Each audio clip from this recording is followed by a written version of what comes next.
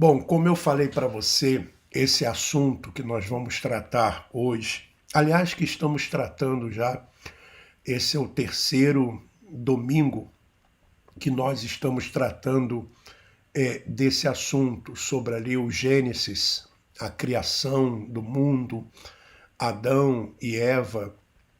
Então nós estamos tratando desse assunto.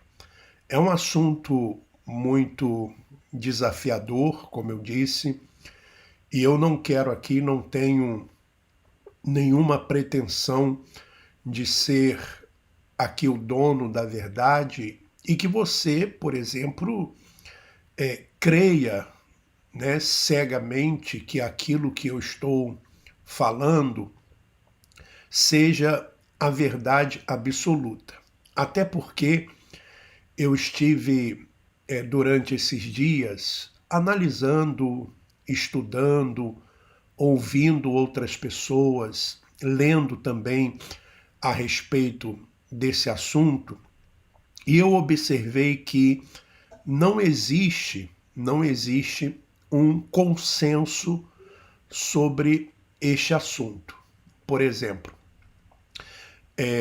eu ouvi muitas histórias sobre essa questão da criação. Ouvi, por exemplo, pessoas que acreditam, e cada um tem o direito de acreditar naquilo que quiser, que Eva não foi a primeira mulher de Adão. Adão teve uma outra mulher chamada Lilith, tá?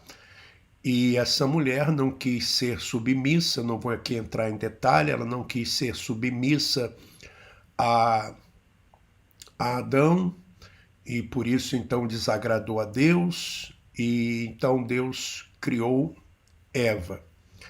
Bom, existem pessoas que elas acreditam de uma forma literal, né, que realmente o fruto era um fruto literal, ou seja, uma fruta, né? Há quem diga que seria uva por causa do vinho, outros dizem que seria o figo por causa das folhas de figueira que depois eles usaram para se cobrir. Há quem acredite também que a serpente tenha sido literal, que era realmente uma serpente que falava, e antes a serpente ela andava em pé, né? Ela andava ereta, por isso que depois Deus manda que ela se arraste, rasteje pela terra. Há quem acredite, por exemplo, que Adão e Eva eram a mesma pessoa, uma representando a razão e outra representando a emoção. Enfim, são muitas interpretações. Então, nós vamos aqui analisando os textos, tá? E vamos, de uma forma, tentando sermos mais coerentes o possível e analisando bem o texto, para não cairmos aqui também no engano, enfim. Então é importante que você entenda isso. E veja, nós hoje temos um outro entendimento. Por exemplo, há quem acredite que o fruto era a maçã. O fruto é simbolizado pela maçã em muitos desenhos e tudo. Bom, mas veja bem, eu quero que você compreenda, eu quero que você entenda que hoje, particularmente, digo por mim, né? Hoje eu não leio a Bíblia com o mesmo entendimento que eu lia antes, tá? Então, antes nós estávamos dentro de um sistema religioso e nós acreditávamos da forma que nos era ensinado. E nós criamos ideias na nossa mente, coisas que ficaram enraizadas na nossa mente. Então hoje eu não leio dessa forma, tá? Eu procuro sempre buscar um outro entendimento, um outro ponto de vista, uma outra visão a respeito daquele assunto. Então, o que que nós vamos fazer? Nós vamos fazer o seguinte, nós vamos ler, tá? Porque nada melhor do que ler. Então, nós vamos ler aqui Gênesis capítulo 2 e depois nós vamos passar para o capítulo 3, tá bom? Então, diz assim: assim os céus, a terra e todo o seu exército foram acabados. Então veja, interessante, né? Que aqui a Bíblia chama as coisas criadas nos céus de exército. Vá prestando atenção nesses detalhes. E quem escreveu o livro de Gênesis foi Moisés. Não se esqueça que Moisés, ele foi criado até os 40 anos, ele foi criado no Egito, com toda a cultura egípcia, tá? Então, diz o versículo 2, e havendo Deus acabado no dia 7º a obra que fizera, descansou no 7º dia de toda a sua obra que tinha feito. Nós temos versículos bíblicos que dizem que Deus não cansa, né? E aqui já falamos que descansa. Na verdade, temos que interpretar que o descansar é contemplar, tá? Então você vai vendo que temos que ir contextualizando. E abençoou Deus o dia 7º e o santificou, porque nele descansou de toda a obra que Deus criara e fizera. Essas são as origens dos céus e da terra, quando foram criados no dia em que o Senhor Deus fez a terra e os céus. E toda a planta do campo que ainda não estava na terra, e toda a erva do campo que ainda não brotava, porque ainda o Senhor Deus não tinha feito chover sobre a terra, e não havia homem para lavrar a terra.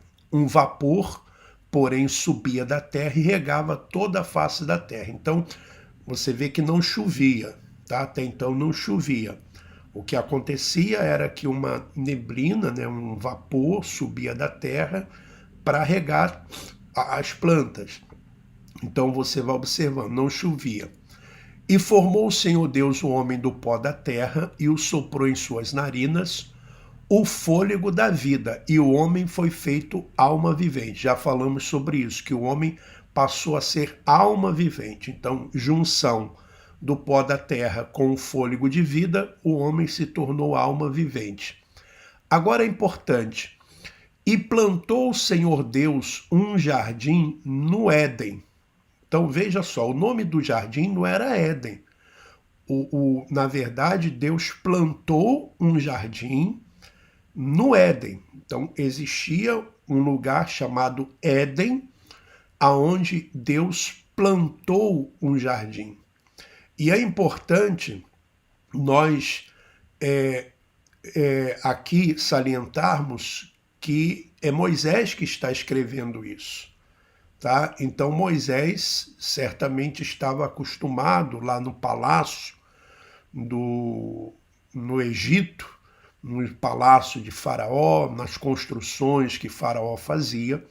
Certamente que Moisés também via, né, jardins belos. Aliás, uma das maravilhas do mundo, não sei se ainda se falava dos jardins suspensos da Babilônia. Os reis gostavam muito disso, de jardins, né?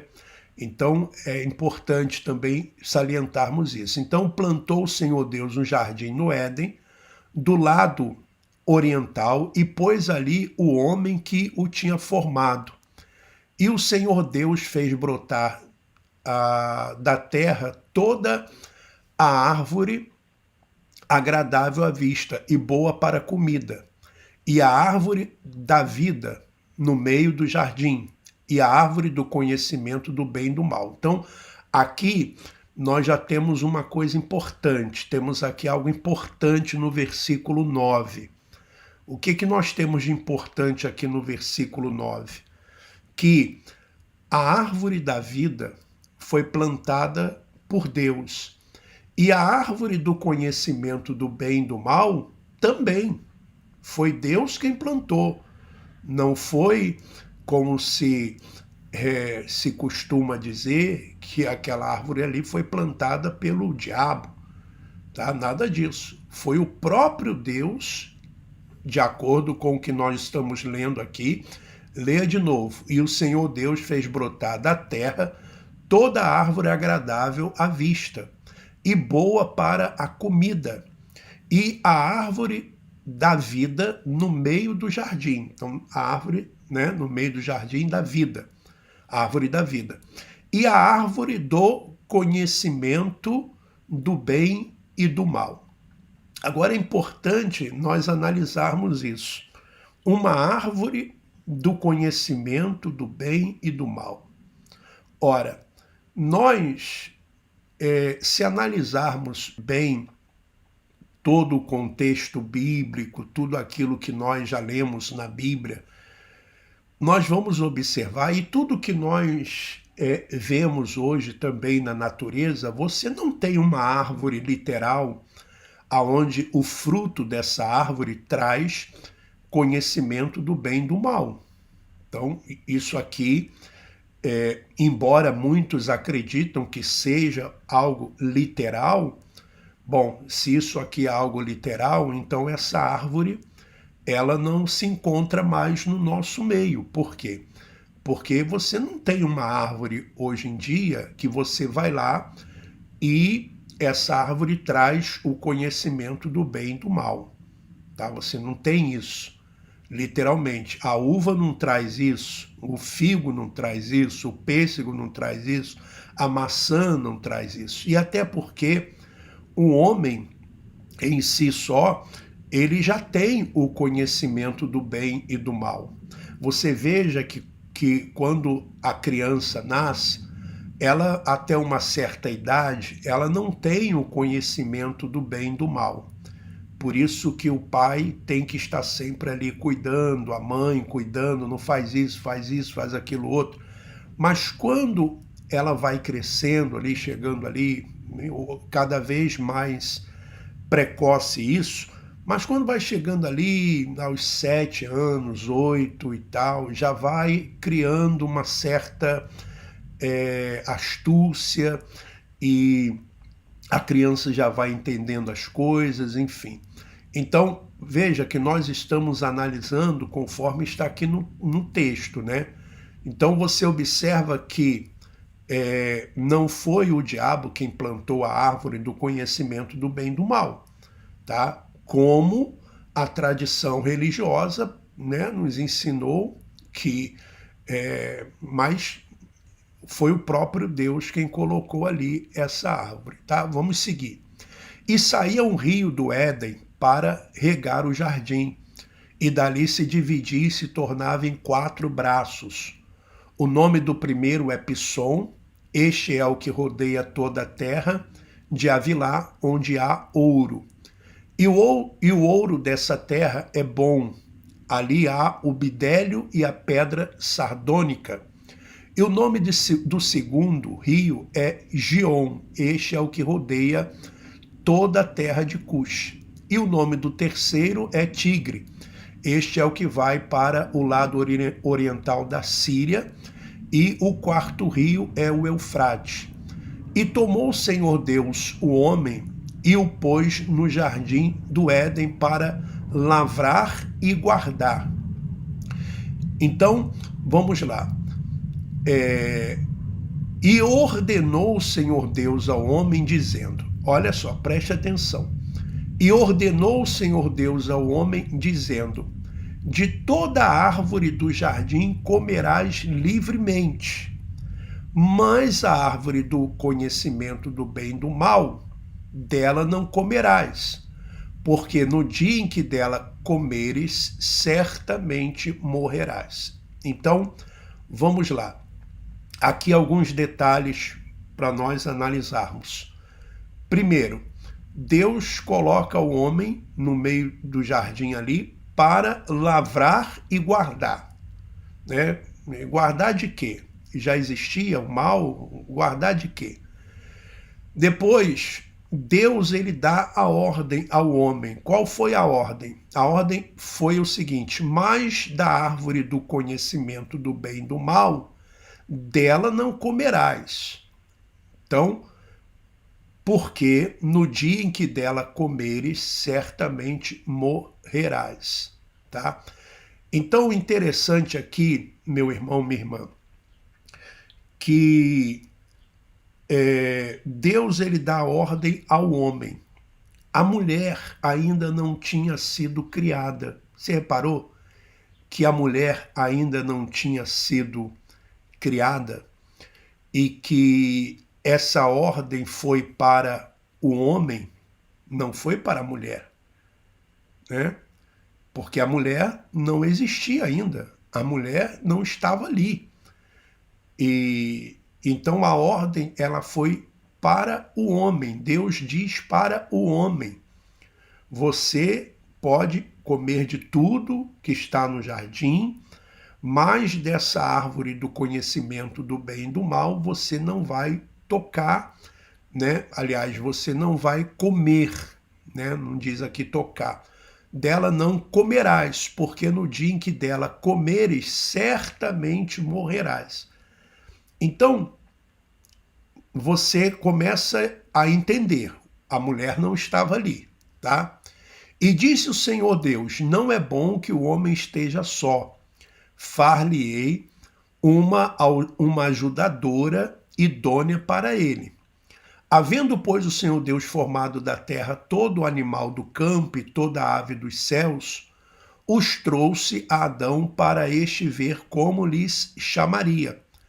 E tudo que Adão chamou a toda alma vivente, isso foi o seu nome. Adão pôs os nomes a todo o gado, as aves dos céus e todo animal do campo. Mas para o homem não se achava ajudadora idônea. Então o Senhor Deus fez cair um sono pesado sobre Adão, e este adormeceu, e tomou uma das suas costelas e cerrou a carne em seu lugar. E da costela que o Senhor Deus tomou do homem, formou uma mulher e trouxe Adão. Então você vê que a mulher não escutou de Deus, tá? A mulher não escutou de Deus a ordem. E disse Adão: esta é agora osso dos meus ossos. Aqui que muitos se apoiam, dizendo que Adão, quando diz assim, agora, esta é agora. Então, quando ele diz esta é agora, dá a entender que ele tinha tido uma outra mulher antes, tá? Mas isso, veja, são tudo conjecturas, são tudo, e não é o que está escrito na Bíblia, tá? Não é o que está escrito. Esta é agora osso dos meus ossos e carne da minha carne. Esta será chamada mulher, porquanto do homem foi tomada. Portanto, deixará o homem o seu pai e a sua mãe, e apegar-se à mulher, e serão ambos uma só carne. E ambos estavam nus, o homem e sua mulher, e não se envergonhavam. Então, não havia vergonha, não havia ali, podemos assim dizer, a maldade, né? Não havia ali a desconfiança, não havia ali nada disso. Bom, vamos para o capítulo 3. Vamos para o capítulo 3. Aí diz assim, olha como é que começa o capítulo 3 já. Ora, a serpente era mais astuta que todas as alimárias do campo que o Senhor Deus tinha feito. Ou seja, então a serpente também foi Deus quem criou, não é verdade? Então foi Deus quem criou a serpente. E essa questão da serpente na Bíblia, nós temos alguns exemplos de serpente na Bíblia, tanto para o bem quanto para o mal. Nós vamos ver isso, tá? Eu vou ler com vocês aqui, podemos ler alguns versículos juntos sobre essa questão da serpente. Por exemplo, lá no livro de Números, é interessante que o mesmo Moisés que escreveu, depois nós vamos voltar aqui no capítulo 3, mas vamos lá em Números, Números no capítulo, aqui está Números capítulo 21, o mesmo Moisés que fala dessa serpente tem, tem aí pelo menos uns 2 casos com Moisés. Aliás, primeiro vamos em Êxodo. Que diz assim, Êxodo capítulo 7, versículo 8. Olha só, versículo 8 e 9, que diz assim, vou ler o 7 também. E Moisés era da idade de 80 anos e Arão da idade de 83, quando falaram a Faraó. E o Senhor falou a Moisés e a Arão, dizendo, quando Faraó vos falar, dizendo, fazei vós um milagre, dirás a Arão, toma a tua vara e lança diante de Faraó, e se tornará uma serpente. Então Moisés e Arão foram a Faraó e fizeram assim como o Senhor ordenara. E lançou Arão a sua vara diante de Faraó e diante dos seus servos, e tornou-se em serpente. E Faraó também chamou os sábios e encantadores, e os magos do Egito fizeram também o mesmo com os seus encantamentos, porque cada um lançou a sua vara e tornaram-se em serpente. Mas a vara de Arão tragou as varas deles. Então aqui as serpentes, né? Moisés lança a sua vara, Arão lança a vara no chão, ela se torna serpente. Os magos vão lá, fazem a mesma coisa, mas as serpentes de Arão, elas devoram, né? Elas tragou as varas dos encantadores, dos magos. Então veja que a serpente aqui, né? Ela representava ali um poder, né? Representava um poder. Vamos agora para agora Números. Vamos para Números e vamos ver de novo ali alguma coisa sobre a serpente. Números 21, né? Números 21, versículo 4 ao 9, tá? Que diz assim, Números 21, né?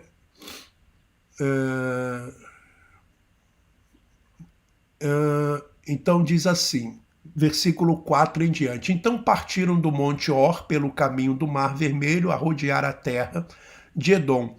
Porém a alma do povo angustiou-se naquele caminho, e o povo falou contra Deus e contra Moisés. Por que nos fizeste subir do Egito? Veja sempre Moisés, né? Para que morrêssemos nesse deserto? Pois aqui nem pão e nem água há, e a nossa alma tem fastio deste pão tão vil. Então o Senhor mandou entre o povo serpentes ardentes que picaram o povo, e morreu muita gente em Israel. Por isso o povo veio a Moisés dizendo, havemos pecado, porquanto temos falado contra o Senhor e contra ti. Ora, o Senhor que tire de nós esta serpente. Então Moisés orou pelo povo e disse o Senhor a Moisés, faze uma serpente ardente e põe-na sobre uma haste, e será que viverá todo o que, tendo sido picado, olhar para ela. E Moisés fez uma serpente de metal e pô-la sobre uma haste. E sucedia que o picado, né, que picando alguma serpente alguém, quando esse olhava para a serpente de metal, vivia. Então veja assim, mais uma vez aqui a serpente, né? As serpentes abrasadoras picavam o povo, as pessoas iam morrendo, aí Deus manda Moisés fazer uma serpente de bronze, coloca numa haste, num pau, e aí todo aquele que olhasse para essa serpente ficaria curado. lá no Novo Testamento, aliás, nos livros históricos, faz referência a isso. O próprio Senhor Jesus disse que assim como a serpente foi levantada no deserto, assim também o Filho do Homem seria levantado na cruz. Aliás, até mesmo a medicina hoje, o símbolo da medicina é justamente uma serpente, né, enrolada num bastão, numa haste, tá? Então, veja que a serpente tem todo esse simbolismo. Pode simbolizar o bem, como pode também simbolizar o mal. É verdade. Por exemplo, Jesus fala sobre serpentes também, quando ele fala lá em Mateus, vamos ler Mateus, Jesus fala assim, Mateus capítulo 10, versículo 16. Mateus 10, 16. Jesus diz assim: Eis que vos envio como ovelhas ao meio de lobos. Portanto, sedes prudentes como as serpentes e inofensivos ou simples, né? Como as pombas. Então aqui Jesus fala: vocês sejam prudentes como a serpente. Então veja que tem um lado aqui bom, né? Podemos assim dizer, dessa simbologia da serpente. Jesus também chama os religiosos daquela época de serpentes, tá? Vamos ver no próprio livro de Mateus, no capítulo 12, versículo 33 e 34, tá? 12, 34. Diz assim, ou fazei a árvore boa o seu fruto bom, ou fazei a árvore má o seu fruto mau. Tá vendo aqui fruto? Porque pelo fruto se conhece a árvore. Raça de víboras, né, falando sobre os religiosos. Também está em Mateus capítulo 23, Mateus também 23, versículo 33. Jesus fala novamente: serpentes, raça de víboras, como escapareis da condenação do inferno, ou seja, do Geena.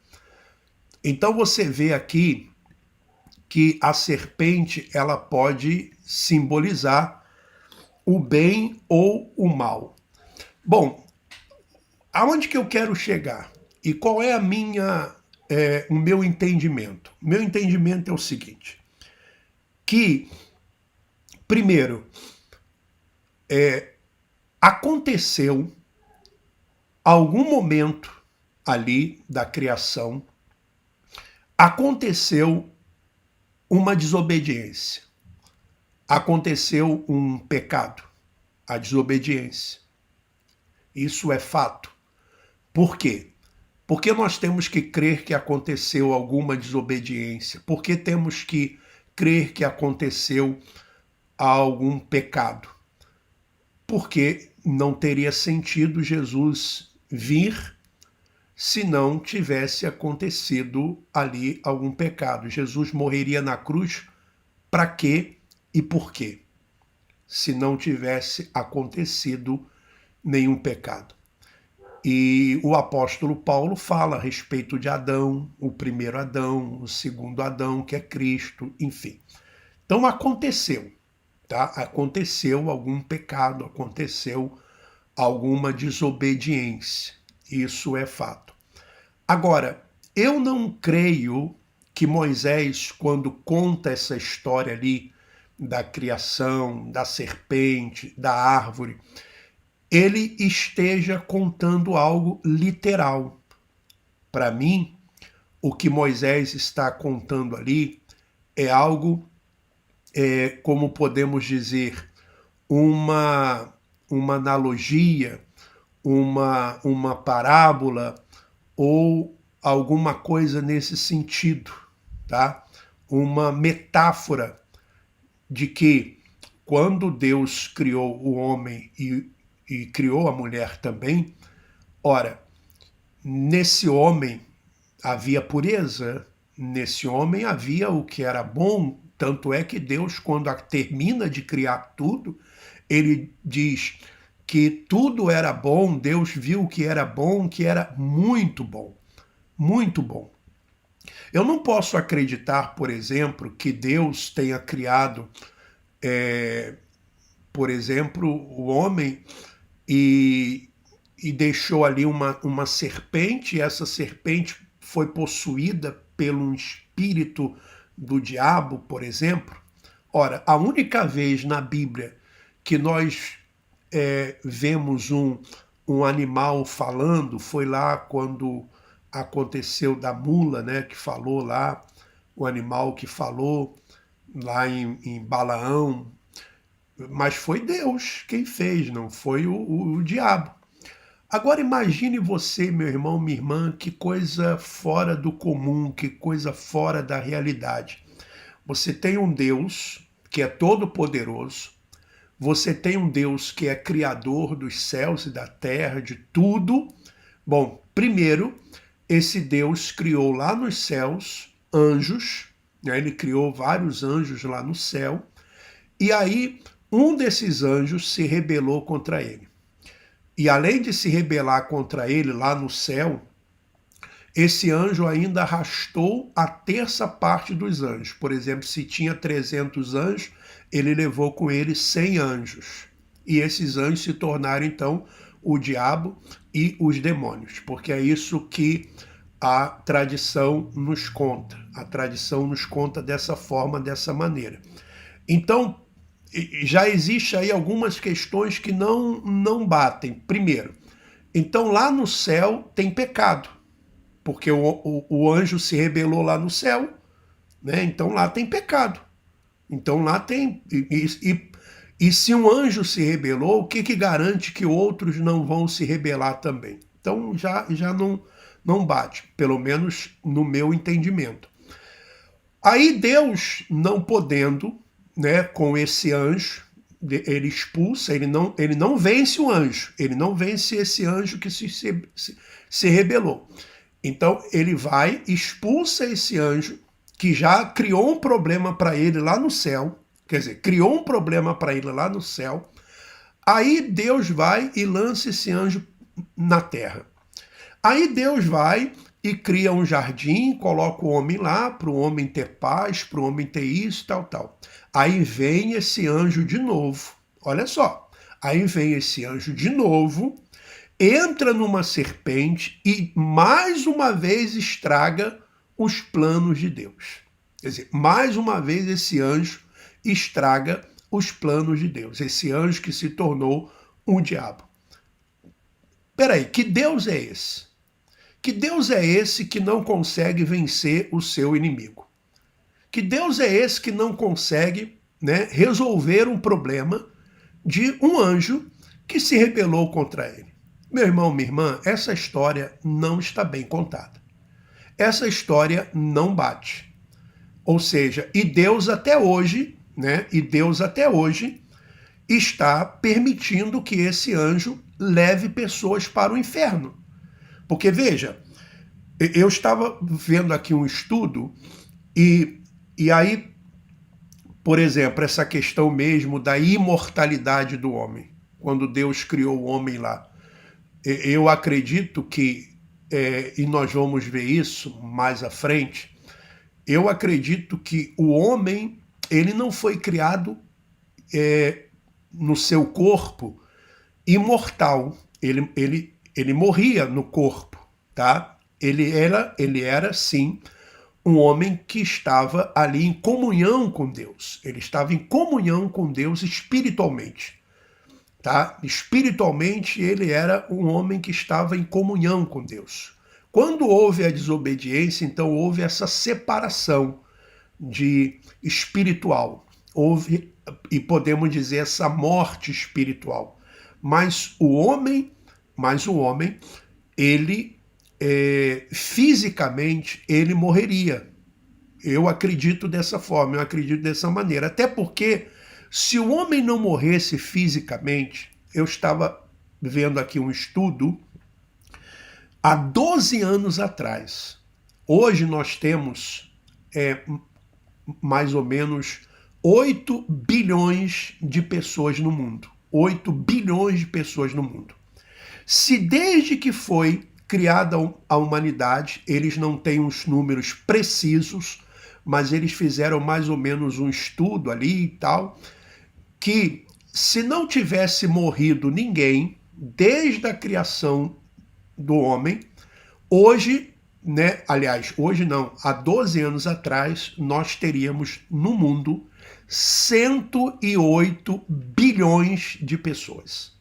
108 bilhões de pessoas, ou seja, seria impossível viver nesse mundo se não houvesse essa morte física, se não houvesse essa morte biológica, tá? Se não houvesse essa morte biológica. Tanto é que quando Adão e Eva, eles, né, desobedecem ali no conto, naquilo que Moisés conta, o homem não morre fisicamente. Ele é colocado fora do jardim. Então isso é uma simbologia de que o homem perdeu a sua comunhão com o Pai.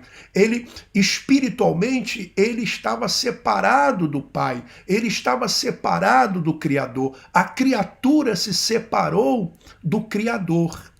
Por isso que quando Jesus ele morre lá na cruz do Calvário, ele restaura isso. Ou seja, o espírito que estava morto, aquela separação que existia, já não existe mais. Já não existe mais. O que separava já não separa mais, tá? Então, o que eu chego à conclusão? E isso na minha visão, no meu entendimento, tá? Que aconteceu de fato um pecado, aconteceu de fato uma desobediência, mas que ali, quando Moisés conta, ele está usando metáforas, ele está usando um conto. É como aquela história, né, que nós ouvíamos antigamente dos 3 porquinhos, lembra? Que um porquinho fez a casa para se proteger do lobo mau, fez a casa de... um fez de palha, outro fez de madeira, outro fez de tijolos. Então, claro que ali era um conto, uma metáfora. Porquinho não fala, porquinho não constrói casa, tá? Mas era uma metáfora de prudência, né? Prudência. Então, a mesma coisa ali. Eu acredito, meu irmão, minha irmã, que Moisés usou uma metáfora e que não existe possibilidade de vida neste mundo, por exemplo, sem que haja esse contraste entre o bem e o mal. Por exemplo, a própria morte, a morte física, ela existe e ela sempre vai existir. Ela sempre vai existir. Nós estamos aqui por um período, nós estamos aqui por um tempo, então essa morte ela sempre vai existir. Como também existe o bem e o mal. Tá? Na nossa consciência existe o bem e o mal. Tanto é que o apóstolo Paulo fala sobre esse entendimento do bem e do mal. Ele diz o seguinte, que os que são crianças, os que são bebês ainda, no que diz respeito às coisas espirituais, eles necessitam, por exemplo, eles necessitam de leite. Mas os maduros, os que se tornaram adultos, eles estão já aptos para discernir entre o bem e o mal. Por isso que nós chegamos à nossa maturidade espiritual quando nós aprendemos a discernir entre o bem e o mal. Quando é que uma criança perde a sua inocência?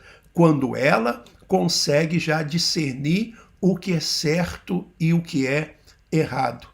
E aí nós tomamos a atitude de fazer aquilo que é certo, quando é uma semente do bem.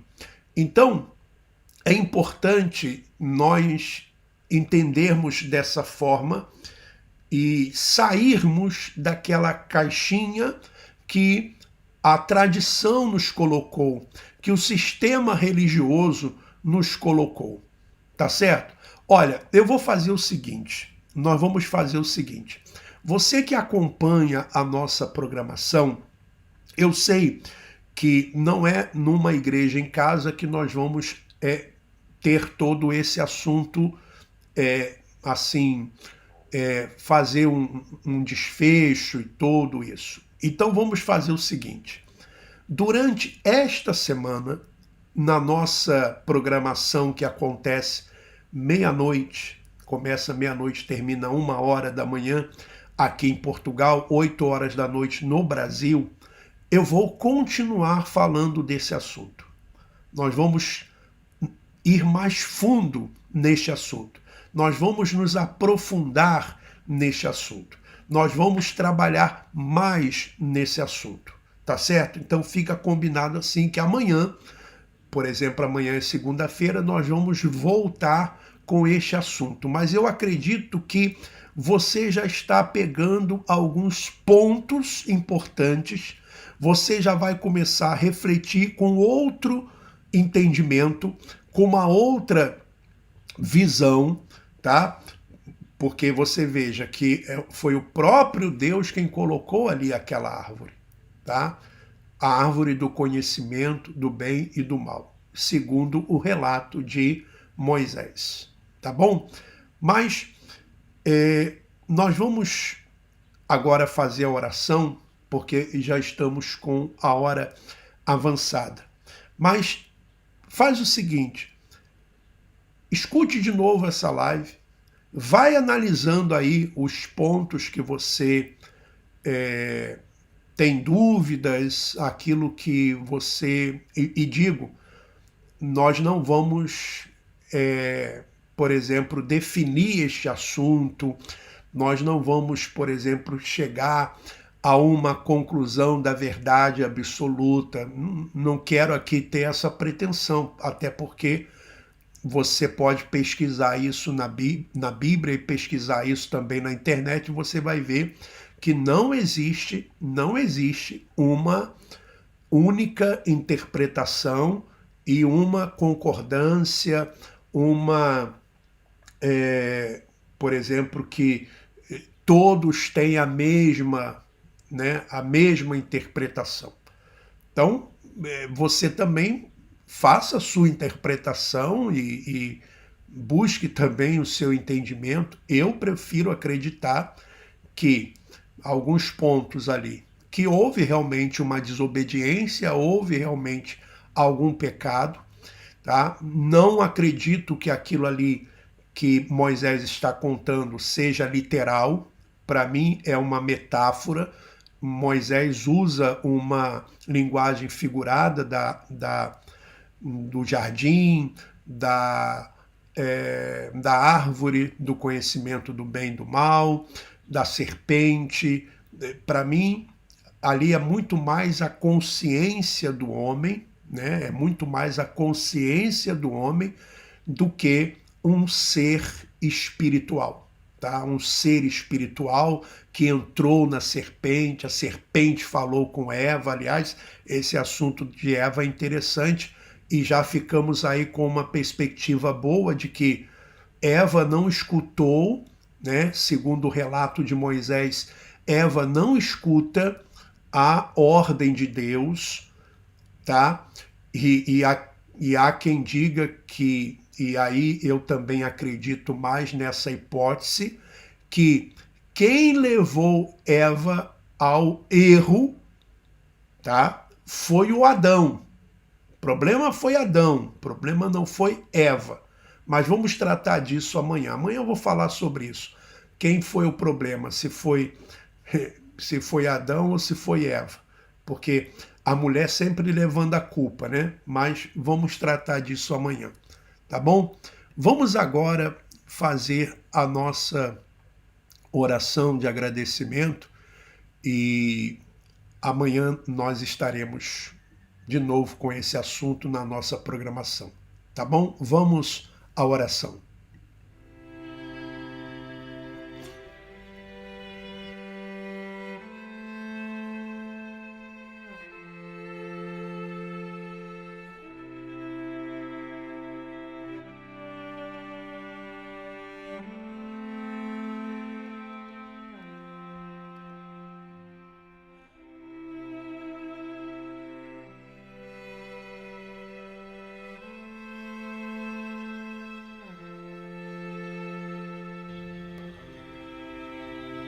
Ó Pai amado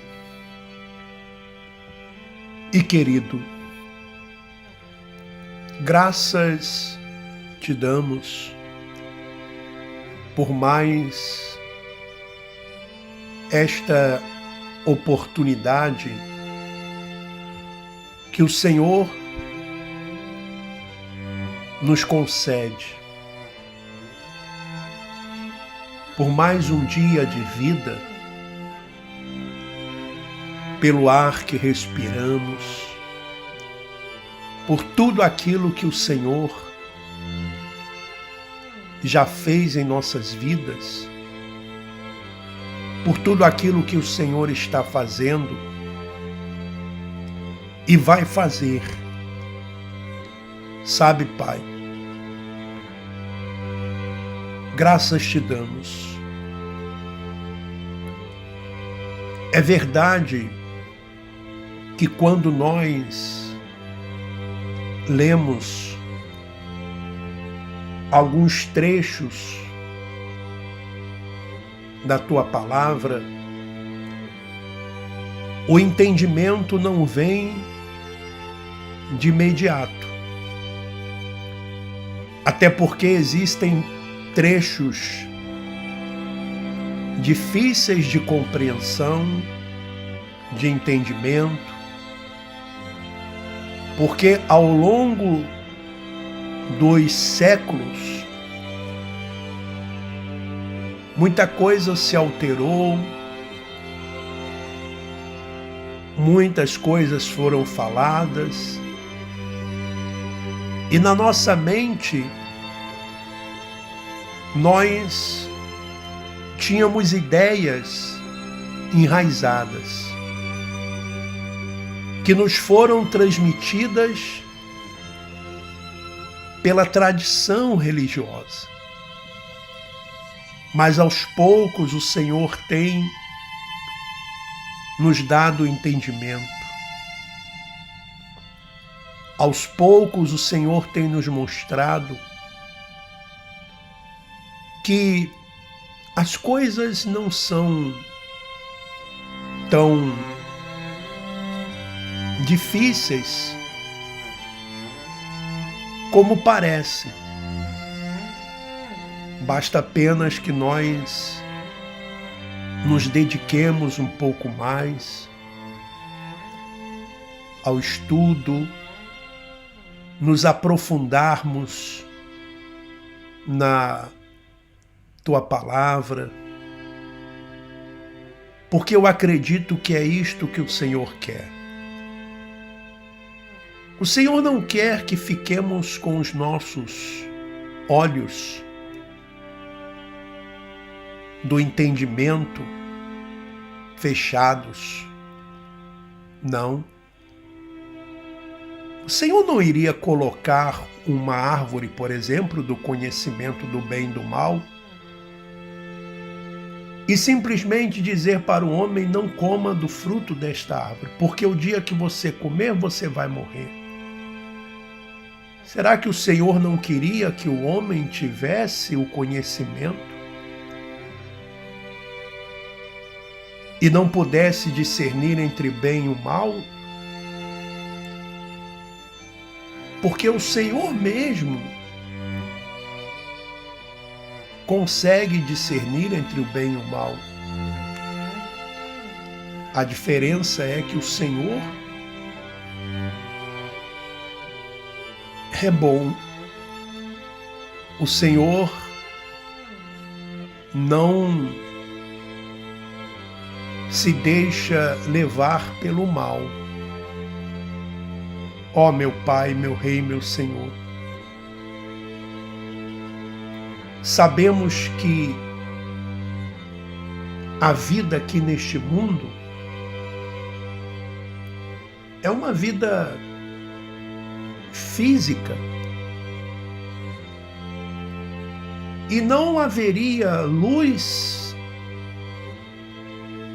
E como que nós iríamos discernir a luz se não pudéssemos contrastar ou fazer um contraste com as trevas? O amor e o ódio, a alegria e a tristeza, o riso e o choro. Essa experiência que nós temos aqui neste mundo é única. Porque quando eu creio dessa forma, quando nós tivermos um corpo glorificado, nós não teremos mais luz e trevas, amor e ódio, alegria, tristeza, saúde e doença. Não. Essas coisas, esses contrastes, homem, mulher, fazem parte aqui dessa vida que o Senhor nos concede. E mesmo nos momentos que não são bons, podemos tirar algum ensinamento. Pai, mais uma vez eu te agradeço. Te agradeço pela vida de cada irmão, de cada irmã que se encontra aqui conosco nesta igreja em casa, nesta programação. Sabe, às vezes nós começamos aqui a falar, conversar com os irmãos, com as irmãs, e a hora passa tão rápido. Aliás, Senhor, os dias estão passando rápido. Já estamos no dia 2 de julho, já estamos no mês 7, já ultrapassamos a metade de mais um ano. Tudo passa muito rápido aqui neste mundo. E por isso precisamos, ó Pai, desfrutar. Precisamos, ó Pai, de vivermos essa experiência de vida com disposição, com bom ânimo. Como o Senhor mesmo disse, no mundo tereis aflições, mas tende bom ânimo. Por isso, ó Pai, que esta pessoa que está enfrentando agora uma luta, uma dificuldade na sua vida, que ela tenha bom ânimo. Bom ânimo para vencer esta doença, essa enfermidade. Bom ânimo para vencer esta depressão, essa tristeza, essa angústia. Bom ânimo para vencer este mal que ela está enfrentando neste momento, que ela está neste momento vivenciando. Que nesse instante ela receba paz, que ela seja abraçada pelo Senhor, que ela seja envolvida pela Tua presença. Sim, é o que eu te peço. ó Pai. E desde já te agradeço. E todos os que creem, digam assim seja. Louvado seja o nosso Senhor e Salvador, Jesus Cristo. O Evangelho da Graça de Cristo nos ensina a amar ao próximo e ajudar ao outro sem desejar nada em troca. É um ato de compaixão, generosidade, empatia e humildade. Sendo assim, amar ao próximo é se importar com a vida do outro. Se deseja apoiar o nosso trabalho e fazer parte do grupo Comunidade Igreja em Casa, entre em contato através do WhatsApp, sinal de mais 351 912 590 270, sinal de mais 351 912 590 270. Desde já lhe agradeço e que Deus continue lhe abençoando.